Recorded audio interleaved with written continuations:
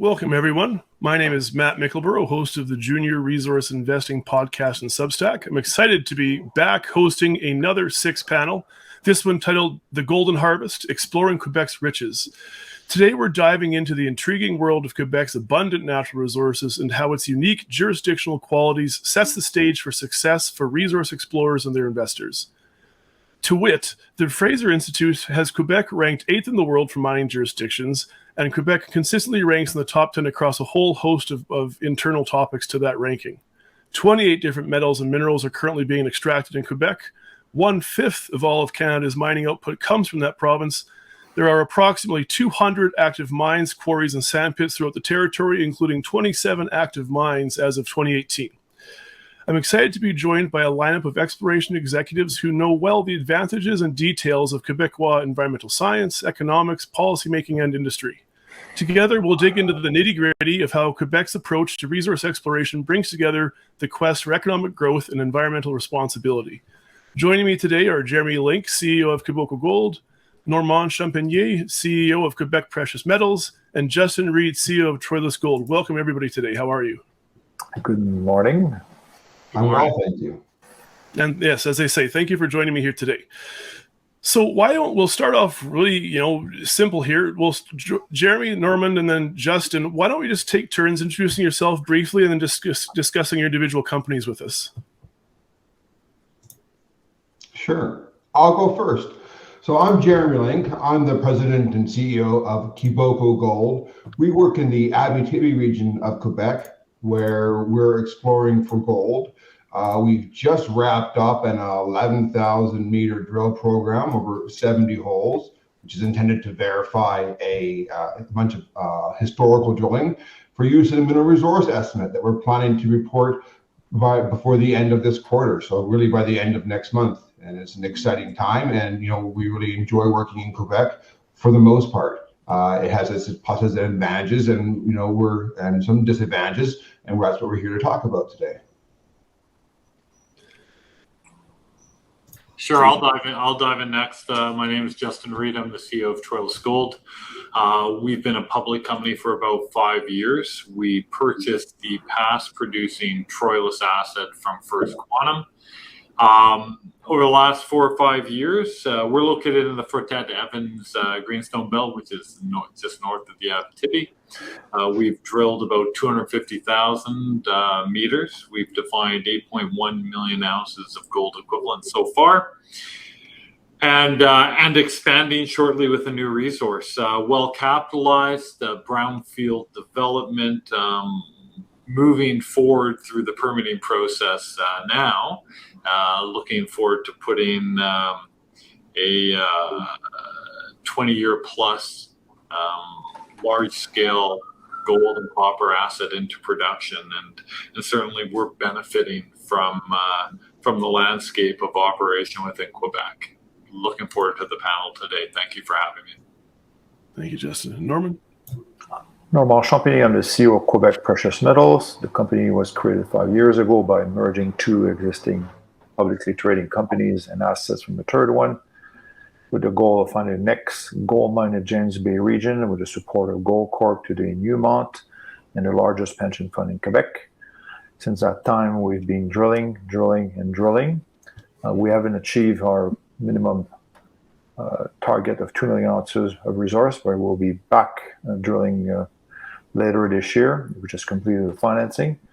We also have exposure to lithium in James Bay that, as you know, or some of you may know, there's a lot going on in James Bay for lithium. We just released today the result of a study that was done with the hotspot to identify many target areas of high priority on our projects, which will also be subject to field follow-up.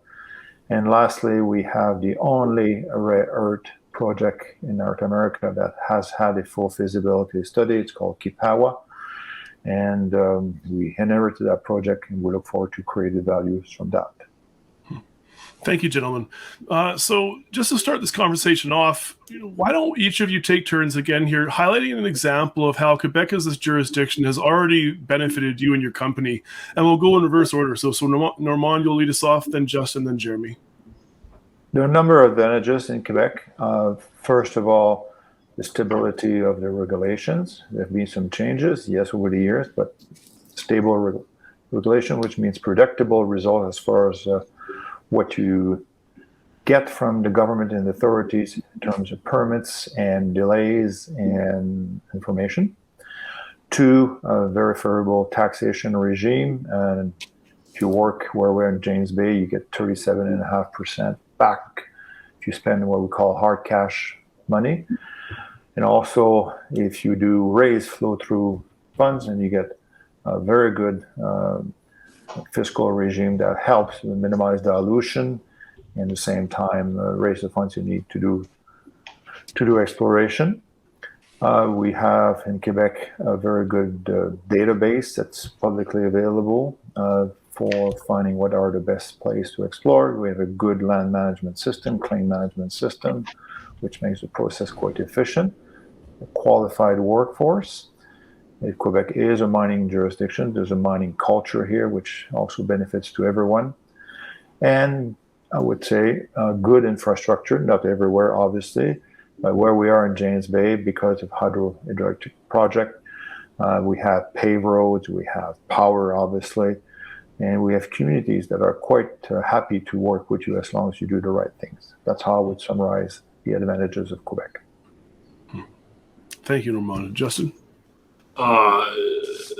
Normand kind of stole the best parts, but I'd expand on some of that. Certainly taxation, access to capital, and well-priced capital in an expensive world for exploration. As an example, Troyes just got a check back for $9.5 million from the Quebec government, which is a direct result of the 37.5% we're getting back for hard dollars spent. Just to add on a few nuances, I guess, to Normand's comments is certainly security of tenure. I've worked around the world like my colleagues here, and security of tenure is really paramount. And in Quebec, there's such a well-established rule of law and development that it makes it quite easy to navigate. Your map is well laid out. Skilled labor, certainly. I think that all the First Nations land claims are settled, right? And so from that standpoint, it's a very clear track.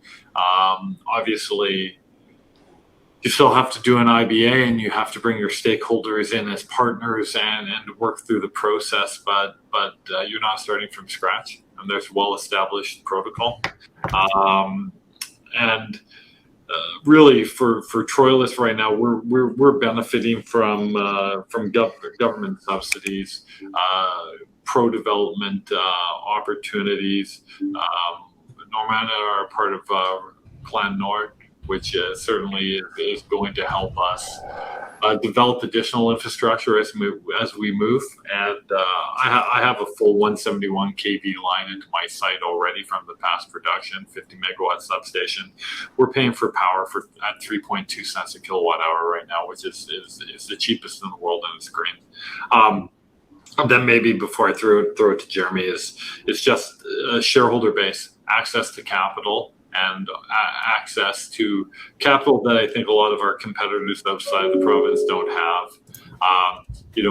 When I look at my largest shareholders right now, the Case, FTQ, Investment Quebec, Sidex, Esther James Bay. So three of the largest pension funds own my name, and the smaller development-focused pension funds are involved as well. So there is a pool of capital that you can access in Quebec that other jurisdictions don't have. And for us, that really separates, because we're all competing for capital, and capital is incredibly hard to get right now. Excellent. Jeremy? I think both those gentlemen really touched on everything. For us, I think one of the big benefits about working in Quebec when we got started was access to data. There is a tremendous amount of government data available. Now we trust it, but we have to validate and verify it, which takes a lot of time. But it's amazing that you've got this unbelievable database full of stuff available online at your fingertips. And if you contact the government and you ask if there's any like secret files for your project, they turf over a handful of other, things that have been filed for your project. Once you have claim and title to it, we find like it's a very inviting place to come and do work. Yeah, excellent. Thank you, gentlemen. I mean, I think that you've articulated well, all of you. I think you've stolen all my notes. We could probably just pack it up and go home now. But I mean, there's a few categories I think I'd like to discuss here more. I mean, I think that, Normand, you were mentioning it, and Justin, you followed up with this on the concept of just tax advantages and credits and allowances and subsidies. And I think maybe it would benefit people to listen to how much that sort of from the company side of things, how much those tax advantages make a difference. Could maybe, and we'll start with Justin, then Jeremy, then Normand. Do you just want to touch on maybe highlight one or two government subsidies or advantages or tax credits that benefit you, and then maybe try to compare that, if you can, to the tax burden of other jurisdictions and how much of a difference it makes? Well, sure, and I would say, the one topic certainly that separates Quebec from others is the flow through. Not only do we get a return on hard dollar spent, but we can pass that return on via flow through credits to external shareholders as well, which ultimately means we can raise capital at a premium, and that premium manages the dilution to the best of our ability, if you will.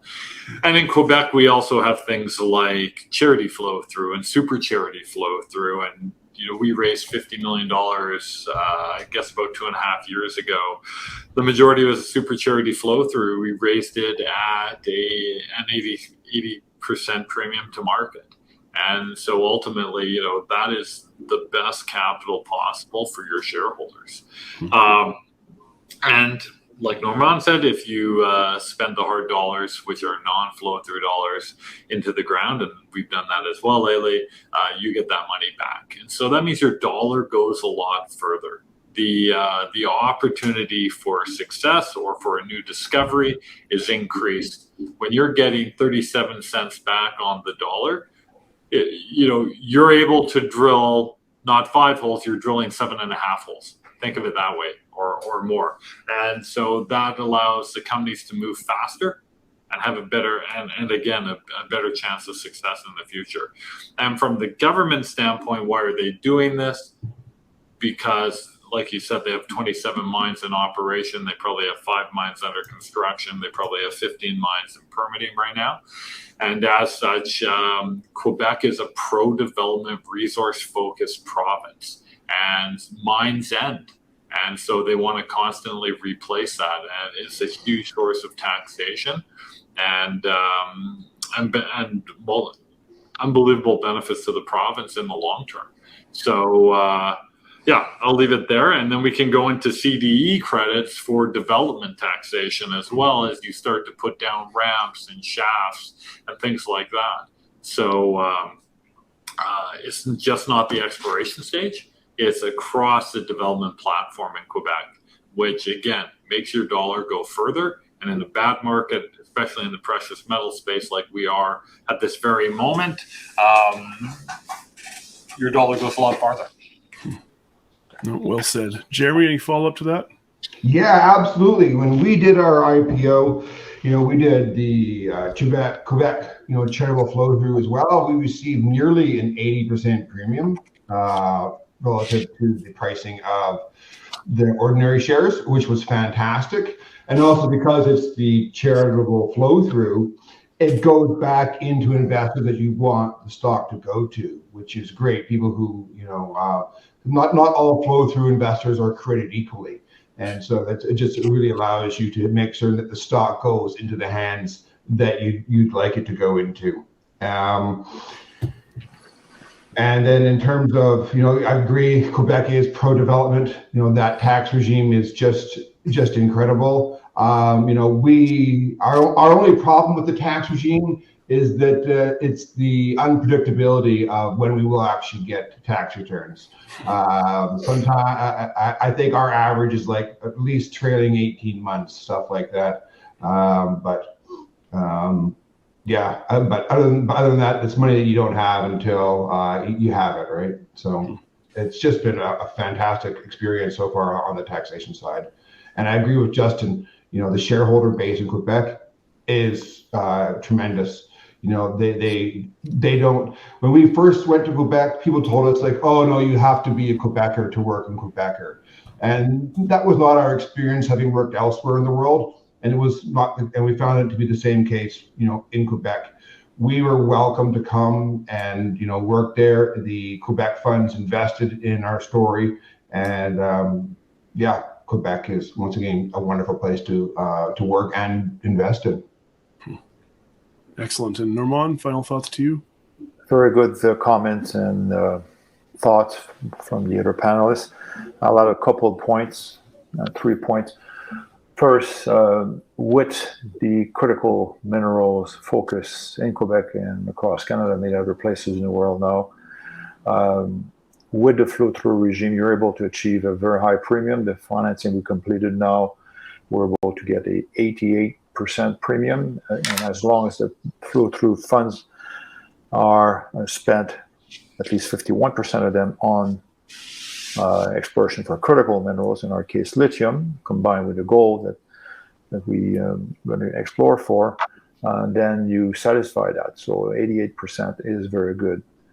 Now, with respect to delays in getting money back from submission of expenditures and taxation forms, our experience has been is that you work closely with the authorities, and if you have very good and organized documentation, then you can get 6 to 8 months return. So that's pretty quick after submitting the information at the end of your financial year.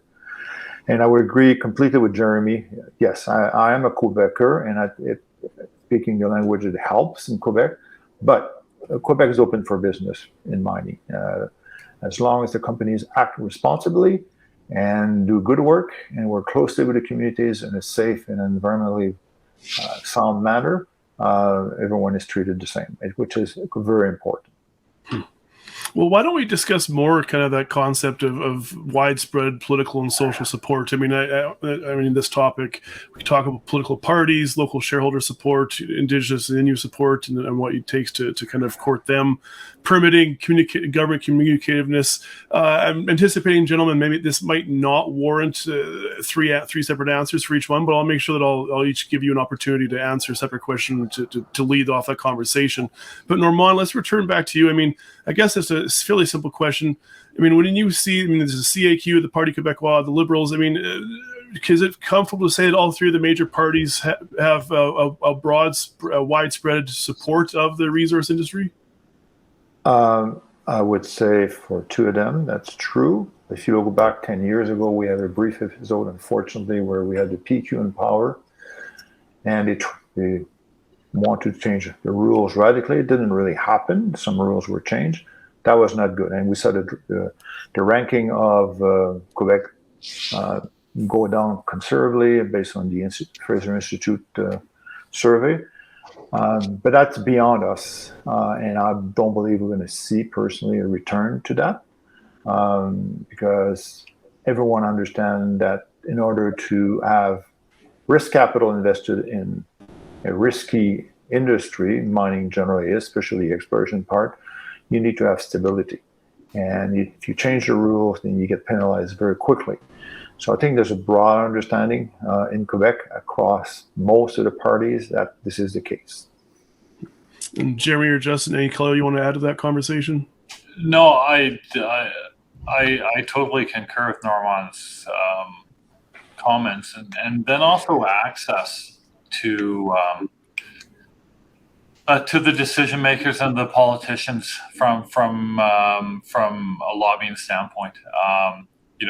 We've been very lucky, and my colleagues certainly have as well. We can go in and see any ministers at any time. travel down to Quebec City, book a time. I find all the doors are open from every ministry, and so from the top all the way down, and that really saves a lot of time, because in Quebec, resources, the opportunity, unlike other jurisdictions, to develop communication relationships right to the top of the decision makers, may not change outcomes by any means, but certainly being able to develop relationships with the decision makers helps for easier transfer of knowledge and decision making, and makes for a smoother process. So of all the jurisdictions I've worked in around the world, I found Quebec to be absolutely the best. And Jeremy, any thoughts on that one? No, I got nothing to add to that. I think both these gentlemen covered that topic very well. Sure. So why don't we move on then to questions? I mean, in terms of local support, right? So, I mean, this can be, I want to come back to government support, but maybe I'll finish this thought process off on, I mean, so, and Jeremy, I'll have you can tee up on this one first, but what is the level of community buy-in? And I'll discuss kind of Indigenous and Innu support afterwards. Maybe let's just talk about just, in your region, Jeremy, where you're working. I mean, what is the level of kind of community support and community buy-in? Yeah, so far community support and buy-in has been good. Like all the local businesses are happy to see us there. We work out of a town called Amos, which is about an hour north of Val-d'Or, about 15,000 people. They've got a history of, mining, exploration, and services. They're all based in the community. When we looked at our project, our biggest concern was that we see that there is almost all of the mines in Quebec seem to be underground. And we were concerned that people might be concerned, maybe concerns around us looking for a near surface open pit, that could be an issue for us. And the comment we got back from more than one person was that you mean another open pit mine like Canadian Malartic, which employs 1,000 people? Like, they were just excited to hear that we were coming here looking for something to create economic activity locally. And that's been consistent with working with the First Nations as well, is that everyone's looking for opportunities to develop locally. And as long as you try to hire locally first, I think everyone in the community is very happy with you. Excellent. Thank you, Jeremy. And then Normand, I'll let you filter in here. I'll talk about the James Bay region, and Cree language, they use the term Iuichi James Bay Territory. And I'm sure Justin can add a lot more based on his extensive experience that they have at Troyes. They've signed 3 agreements with the province of Quebec, and the first one goes back to the building of the hydro dams to foster economic activity in the region, responsible economic activity. The last one was signed only a few years ago. You can engage with the Cree. They're very business oriented. They want to be engaged early. They want to see some benefits, but they also want to see that you're operating responsibly. And we've done that by hiring people working on our drilling crews. We also participated in the cleanup of all exploration abandoned sites in the area together with other companies. We've had meetings with them. We show them what we're doing. We've engaged with the local tallyman that has trap lines in the area to make sure that you can monitor the territory. These are little things. They're not big things, but they are important. And you need to do that as soon as you start doing work there, with a view that if you get to a stage where you need to ask for a mine permit, then you'll get the Cree communities or community closest by talking directly with the government. I'm also a director of another publicly trading company operating in the same territory, but much further south. Same situation there. And what we've done for that company also is have a Cree on our board of directors. So these are my comments.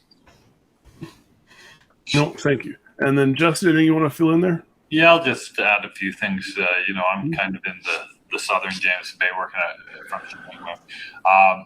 in the non-Cree communities, in 2022, we injected Chibougamau, our main center, Chibougamau-Chapais, is a population of around 8,000 plus or minus. It's resource-focused, skilled labor, and the livelihood of the communities are based upon resources, mining and forestry. Troilus alone put in $26 million into that region last year.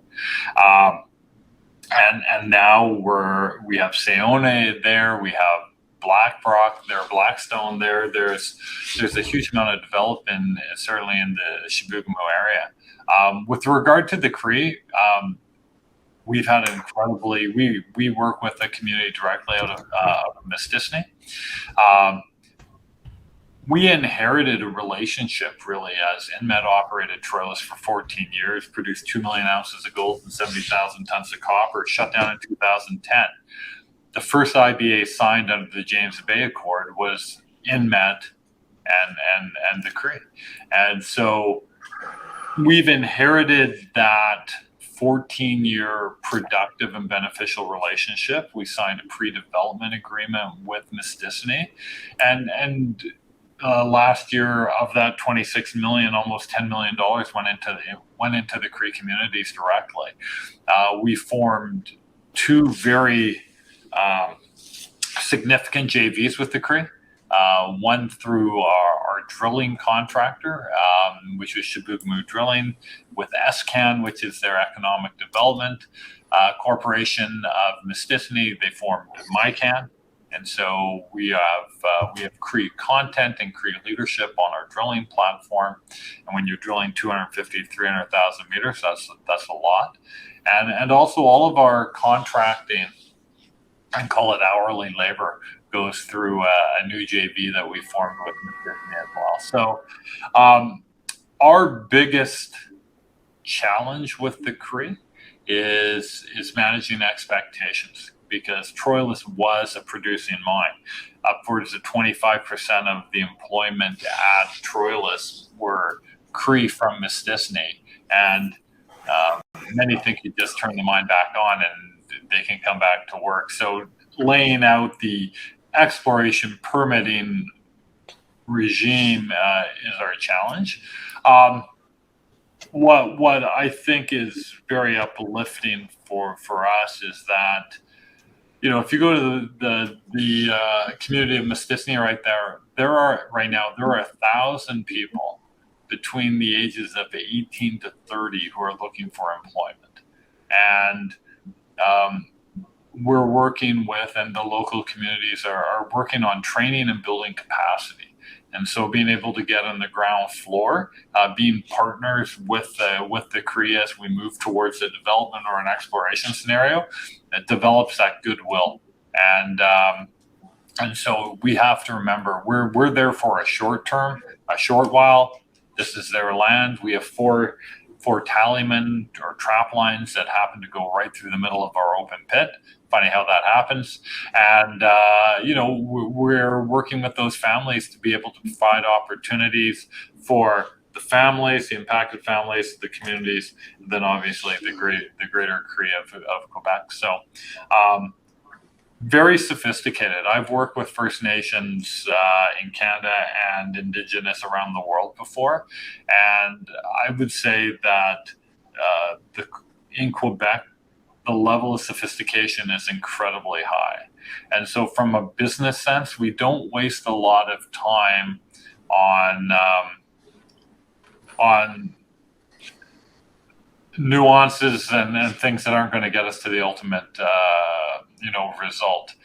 The Cree are very business minded, very entrepreneurial, and are able to provide everything that we need, because they're backed by a huge amount of capital as well. And that sets Quebec apart. Everything we need, we can source from the Cree communities, which I'd say most other jurisdictions you can't. Yeah, wonderful. No, and it's well articulated. I think, Justin, you were earlier in your answer, you discussed permitting and just the relative ease of permitting, I suppose we'll call it that. But I mean, it is true, right? Fraser Institute, again, in a survey of resource executives, permitting in Quebec is ranked very highly for reliability and efficiency. I think 80% plus of executives rank it as an advantage. Jeremy, and then Normand, and then Justin, and again, this might not be a full three-parter, but I mean, do you guys just want to discuss what the things looked like in terms of permitting process for you, and then maybe again just to highlight the distinction here, compare that to maybe other jurisdictions you have experience in that what maybe wasn't so pleasant. Sure, and I think that order makes a lot of sense because Quiboco's on the earlier end of the stage of all three companies that are here today. So for exploration permitting, it's really straightforward. We identify where we want to go work, do some drilling. We submit permits for that. We identify how much of the trees we want to remove to create drill pad access, submit it to the government, and within 45 to 90 days, we get permits back. The government handles the First Nations engagement component of it as well, although we found First Nations to be a pleasure to deal with when they've had questions. And then, you get your permits. They're good for 30 days, and then you can renew them just like pretty easily for about another year, roughly. So it's for our point for exploration, it's quick, it's fast. And I look at other jurisdictions where including across Canada, where now people are saying it's 6 months to a year to get their drill permits, maybe even longer. And it's just another reason to want to work in Quebec versus other jurisdictions in Canada. Becomes such a challenge to gain any momentum with that level of delay or lag, right? Normand? Similar experience. I mean, in James Bay, typically we collect all the information we need to submit to the Ministry of Natural Resources and Forests, and submit that, and we get a response within 30 to 60 days.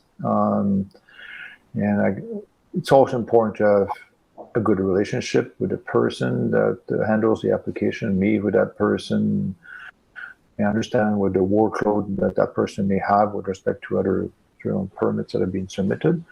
But the experience has been quite positive. Again, you have to make sure that all the information is in order and there's a clear understanding what your program is going to be and how you're going to execute it. Yeah, I won't say much on the exploration side, but I agree with Normand. For us, communication with the authorities is key. Developing a relationship with them so that they learn to trust you as well. When you drill as much as Normand has over his career and Troils has, you have to have that relationship and trust. The more trust you have, the easier it becomes. And so I won't focus on exploration drilling. We have two very large open pits that happen to have 30 million cubic meters of water in it.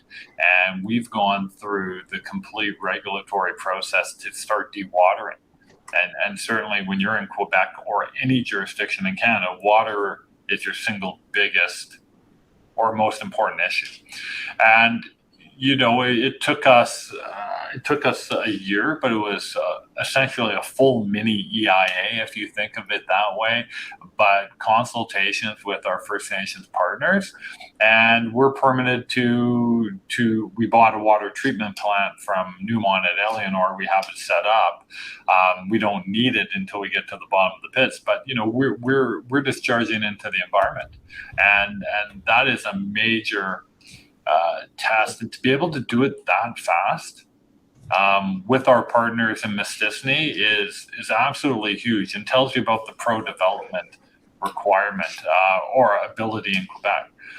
And then when you start to permit a mine, there's a number of steps, but we've submitted our detailed project description, and we are through the definition process now, and we're into writing our EIA.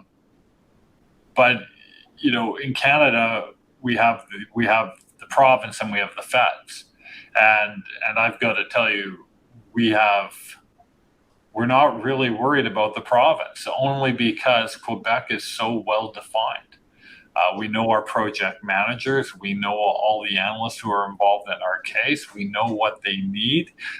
We have weekly, if not daily, communication with them as we move forward. And it's a process, but you know the map, you know the roadmap that you're working on, and you have to have a really qualified team. And permitting is one of the most important things you do, and we do, luckily. The feds are the wild card. I certainly think we'll be permitted easily 6 to 8 months ahead of federal, for sure. And that's essentially maybe the size of the bureaucracy, but certainly just Quebec's focus to getting you forward. So in Quebec, you can permit in a couple ways. You can align your process so that your provincial and federal process to build a mine is one process, but it becomes very, very bureaucratic. Or you can break it up and you can do a provincial and federal stream separately. And that's what we've chosen to do, namely because we have the First Nation support on our side, and we know that the province is fully behind us. Obviously, they're our largest shareholders, and they bought on our private placements, and Quebec Inc., or the Quebec government, owns 20% of our company. And so if we're sitting there with a provincial approval, with our IBA and the CRE approval in place, that probably is the strongest lobby you could have to the feds, for sure. And so that just shows you additional benefits of working with Quebec. They're going to work as a partner with you when you're permitted to make sure that you get shovels in the ground. So again, I can't. And then ultimately, they're going to be there to help me finance this too, hopefully. So. No, well said, guys. So let's switch over, and I think all three of you have touched on this to a certain degree.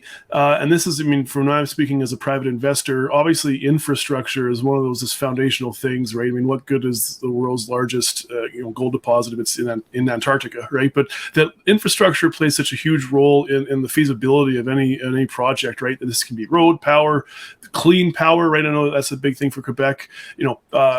Mining infrastructure like mills or smelters, but also kind of more less literal things like just workforce and knowledge base, right? So maybe why don't I give you guys an opportunity here, to brag about. I think that in Quebec, even the most farthest flung project is going to have fundamental infrastructural advantages if you would put it somewhere else less developed in the world. So why don't we, Normand, then Justin, then Jeremy, why don't you just talk through how infrastructure is a benefit to your individual projects? So James Bay region before the 1970s was an area where there were few communities and no infrastructure. Then Hydro-Quebec undertook to build these big power dams, hydroelectric power lines. To do that, they then invested in infrastructure that they have maintained very well. So you have an actual highway, a paved highway called the Billy Diamond Highway that you can drive on to get to the northern part of James Bay. From there are other roads, and there are airports that are operated where you can fly in commercial flights. The Cree have their own airline called Air Quebec. There are other airlines as well. So you have good access. Although it's remote, you're 1,000 kilometers or more north of Montreal, you have access. You can work. And there are some breakup periods in November and April where it's muddy, but you can work the rest of the months of the year for drilling. That provides a clear advantage. So infrastructure, again, is good, although you are in a remote area. And I suspect that over the following decades, we're going to see the same thing for the regions further north, where the Inuits are, what's called Nunavik. So those are my comments. Yeah, I agree with all those. It's we're not over on that side. We come up through the Route du Nord, which is an all-access highway that goes straight north. And we are a little bit different because we're a brownfield site, and as such, we inherited a lot of infrastructure, which in this inflationary environment is really going to save the economics of a low-grade bulk tonnage deposit. Because when you look at Cote and Magino and Greenstone that's being built on the Ontario side as well, these are billion-dollar builds, especially when you're talking anywhere from 30,000 to 50,000 tons a day. They're huge operations. At Troilus, we benefit from very close proximity to Chibougamau. We're only about an hour and a half drive up the highway, so road access is easy. The 40 kilometers into our site is a double lane gravel road, which is in place. That's $1.5 million a kilometer to build today, US, let alone the time required to permit when you have 2 or 3 water crossings. Single most important thing I have are 2 things. Like I said, I have 60 kilometers of a 171 kV line into site to a 50 megawatt substation, which we own and have upgraded. That alone is $1 million a kilometer to build. A substation of that size is probably a $24 million item, and more importantly, though, is that it's green power. Forget about how cheap it is. It's green power, and going into production or as an industrial complex, no matter what you are, you better have a zero carbon plan. You might not launch with it, but it needs to be in your 10 to 20 year plan. We're working with Total Energy out of Quebec City and Montreal that is helping us put that in place. And then I have a fully permitted tailings facility, 6.5 square kilometers, that's going to have life of mine capacity. Again, if Troilus was a greenstone or a greenfield operation, our capex would be well over $1 billion. Having this in place, is going to keep it far more reasonable and ultimately give a better return to our shareholders. But that infrastructure is in place because the Quebec government put it in place. And we identified the northern Chibougamau area within the Frotette Belt as an area of potential. And this was in the mid-'80s. And so now you have Sayona, Moblin, you have Sumitomo and Kenora Land next to us. There's a dozen companies working and benefiting from this infrastructure that the government put in place. And so I think it's kind of one of these fields of dreams in the sense that as new areas open up for discovery and exploration, the government's racing to get it there for you. So it's a nice problem to have. Excellent. And then Jeremy? Yeah, similarly, our project benefits from great infrastructure as well. As I mentioned earlier, the community of Amos, about 15,000 people, is about a 15-minute drive from our project. Paved road, then we've got municipality maintained gravel roads for the rest of the access, and a great network of forestry roads. We've got the low-cost Quebec hydro. Not far away. It's the main power corridor runs 5 kilometers away from the central portion of our property, which is great. And whatever is not available, and like Amos is one of the major service centers for mining in Quebec, but what's not available in Amos, Val-d'Or is an hour's drive away. Rouyn-Noranda, depending on where you're going, is 60 to 90 minutes away in that city. We've just got a really great central location. Yeah, excellent. So just a couple of questions left here, guys. So this round will be one question per, more sort of tailored to your individual companies. So we'll start with Justin here. So Troilus, right? I mean, it's like you say, it's brownfield exploration. You're a kind of an advanced development company right now at this point. Lots of infrastructure comes with your market cap. I always like brownfield exploration for that reasons. Do you just want to discuss, when Troilus was casting about looking for a project, I think you said that was about 5 years ago. How much did Quebec as a jurisdiction, and how much was the knowledge of Quebec as a jurisdiction? How much did that factor into that decision-making process? A lot. I mean, 5 years ago, think of what the market was like. We were battling cryptocurrencies, blockchain, and probably all the cannabis stocks. And so, one, it was impossible to find a clean shell to have a vehicle to go public in. And that marginal dollar of investment was going elsewhere. And so, from our standpoint, we knew we were looking for copper gold at that time. And copper was a big component of what we're doing. And Troilus will be one of the largest copper producers in Quebec. But for us, it comes back to the economic benefits we talked about earlier. How can we stretch our dollar the furthest? And the opportunity to also have the government of Quebec come in early to support your company. And we formed the company basically with the Quebec government saying, we're here to support you as we are making our decisions.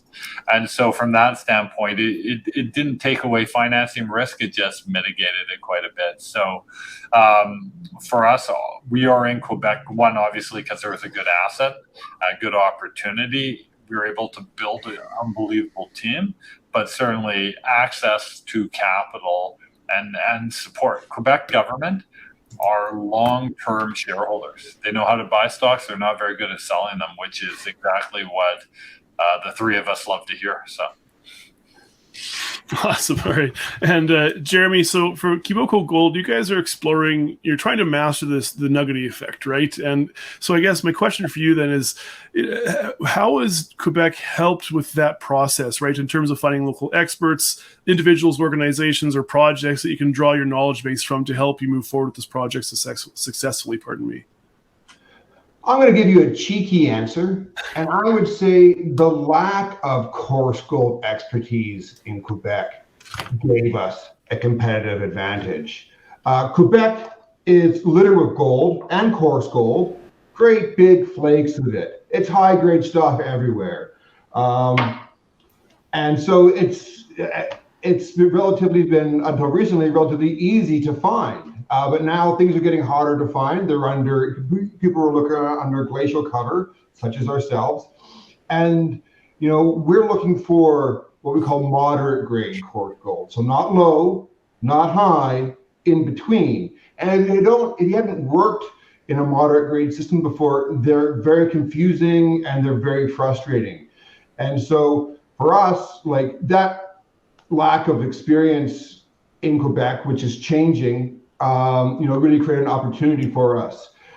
For me, when we go to hire people locally, though, what we can borrow upon, though, is people who have experience with diamond exploration. You want to talk about nugget effect, go and look at a diamond project. So our team is littered with people in Quebec who have experience working on diamond exploration. The rest of our expertise comes from Quiboco's founders and technical team.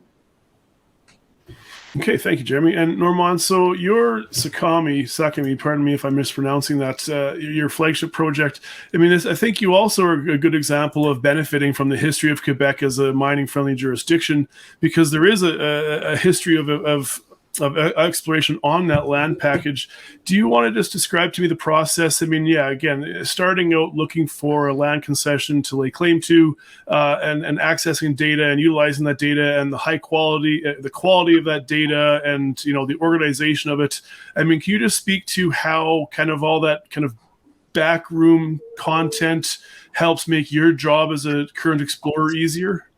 As I mentioned earlier, we created a company 5 years ago by merging two publicly trading companies, and also had assets from the third one. So there's a lot of data available from the companies themselves, but also we dug into the database that is available to make sure we had the most comprehensive set of data before we start drilling. And that data was very organized. We also, and that's worth mentioning, are part of a research consortium in Quebec called construed, which groups 20 exploration companies and government and researchers that focus on making better data or taking the existing data, making better interpretation to help and facilitate the exploration in Quebec.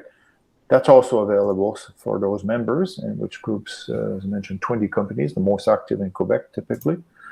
So that's also a big plus. And for the other assets that we inherited as well, and we sold, vast majority of them, we had to provide to potential buyers for those assets which are not gold and not James Bay, good data, and a lot of that data came from the government. So, and the organization is very good. We have also a person that we use as part of our team that submits all the claim renewals and does all the filings of assessment report that are prepared and make sure that we're up to date with our claim management. And that her job is it's critical, but it's quite easy because of the way the data is organized. And if we need to look at new areas, as we have done by expanding our El Maurice project a few years ago, then she can pull out that data, those GM files, we call them, within minutes. I can have that on my fingertip within minutes. I can see also what other companies are doing within minutes. So that gives us an ease to work in the James Bay region or other parts of Quebec. Yeah, excellent. I think all three of you gentlemen have articulated well so many of these advantages, right? I mean, I love, Normand, what you're talking about there, just the ease of access to data, which I think is something that's so easy to take for granted if you've never struggled trying to find data. So honestly, gentlemen, that's it. Final question then, kind of a chance to, I think you've all articulated well, like I say, all these advantages Quebec has to offer. Maybe I'll let you all just finish off here, having a chance to discuss what your company has to offer that makes it unique and makes it compelling for investors. And so, Jeremy, I'll start with you, Jeremy, and then Normand, and then let's begin with the blue light special. What makes Quebec stand out is that we come to Quebec. We've been working there since 2019, so we're coming up on, I guess, a little over 4 years now. Where we spent the first 3 years as a private company doing all of the data compilation, review, and validation that investors don't want to pay for in public companies. We then went public last year to fund a drill campaign to drill roughly, we ended up drilling 70 holes covering about 11,000 meters using drilling techniques not commonly used in Quebec, such as RC drilling, and then large diameter drilling, diamond drilling as well, with the goal of going out and verifying a large historical data set. When, the Quebec database is great, I think it said there was something like 320 holes on the property. By the time we had pulled the banker boxes from Jack Stock's office at Globex, there was over 1,000 holes drilled on or surrounding the property. And we found drill hole data for 937 of them. And so, right now we're in the process of trying to verify up to 420 holes totaling about 80,000 meters. That process is right now in the hands of our external QPs. Our internal guys have already signed off on it. And we expect to have a mineral resource at the end of this month. Val-d'Or mining district is Canada's most productive mining region for gold. And it's, you've got every major mining company has some form of presence there. And we think that it's just, and there's a reason for that, because it's a great place to operate. And, we really look forward to reporting a maiden mineral resource for open pit project before the end of September. Excellent. Normand? Sorry, Normand, you've got your microphone on mute there, sir. So we're looking for the next gold mine in James Bay. We've been working on that for some time. We believe we're going to get there. And speaking of Val-d'Or, the project we have, flagship project Secondly, is basically the size of the Val-d'Or camp. We know it will be mined at some point. We'll just have to drill more to get to sufficient size to have a company come and develop it. We also have exposure to lithium through our own project, which have lithium-bearing rocks, and also through a company that's developing exploration plans and executing them near Patriots Metals, a major lithium discovery.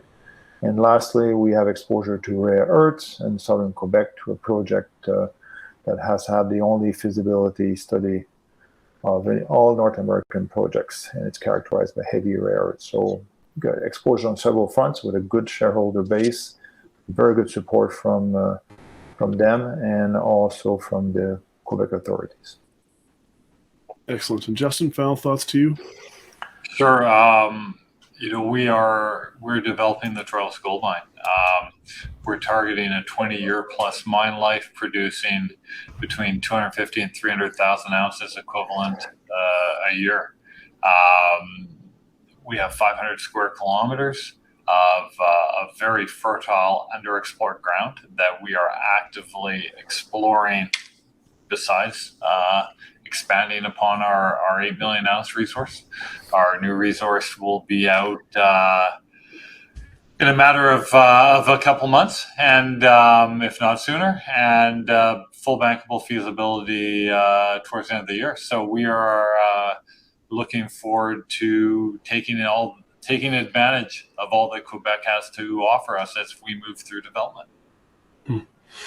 Well, that's it, gentlemen. Thank you. Excellent answers. Yeah, strong answers, well-articulated answers throughout. I think that has brought us to the end, though. So I guess thanks here, Maxim, Kyle, and Six. Thank you for organizing. Jeremy Link, CEO of Quebec Gold. Normand Champagny, CEO of Quebec Precious Metals. Justin Reed, CEO of Troilus Gold. Check out these companies. They are all strong. As for me, Matthew Michelborough of Junior Resource Investing, thank you, everybody, for tuning in. Have a good day, guys.